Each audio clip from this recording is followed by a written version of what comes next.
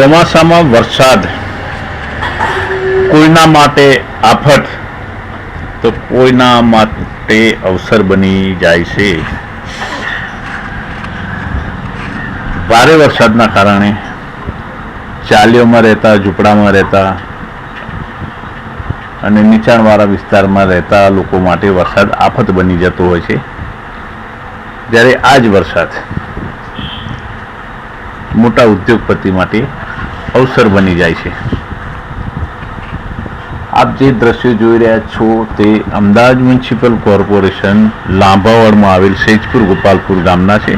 આ ગામમાં ચિરીપાલ ગ્રુપની 1 થી વધુ ફેક્ટરીઓ આવેલી છે અને આ ગ્રુપના માલિકો દ્વારા જે પ્રકારે વરસાદી પાણી સાથે ફેક્ટરીઓના પાણી છોડી દેવામાં આવે છે, આ પાણી વરસાદના પાણી સાથે લોકોના ઘરો સુધી પહોંચે છે અને આ જે પ્રકારની હરકત જોવા મળે છે તે તેમની માનસિકતા સતી કરે છે. અને આ દ્રશ્યો માત્ર ચોમાસામાં જ જોવા મળે છે એવું નથી. ચોમાસા સિવાયની ઋતુમાં પણ આ પ્રકારે પાણી બેદરકારીપૂર્વક જાહેર માર્ગ પર છોડી દેવામાં આવે છે. પણ કેમ જાણે જીપીસીબી એની વિરુદ્ધ કોઈ કાયદાકીય પગલાં નથી ભરતું. એના પ્રોજેક્ટ છે એ સંદિગ્ધ છે, ગેરકાયદેસર છે. 3 કુદરતી નાળા ઉપર જે અતિક્રમણ કર્યા છે અને એના કારણે ગામ સામે જે જોખમ ઊભું થયું છે.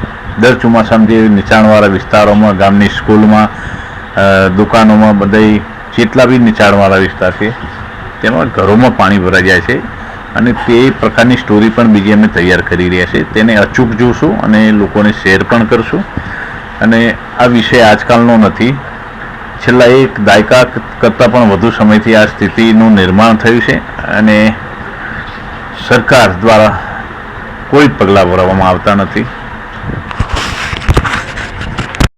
જે પ્રકારે ગામના કુદરતી નાળાઓ અને 2 ગામને જોડતો જાહેર માર્ગ, જે નાળિયા માર્ગ કહી શકાય, એ પ્રકારની જે કુદરતી સંસાધનો આ ગ્રુપના માલિકોએ તેમના હસ્તક કરી લીધા છે અને તેની પર અનલીગલ બાંધકામો અને અતિક્રમણો કર્યા છે અને તેના કારણે ગામ સામે ખૂબ મોટું જોખમ ઊભું થયેલું છે.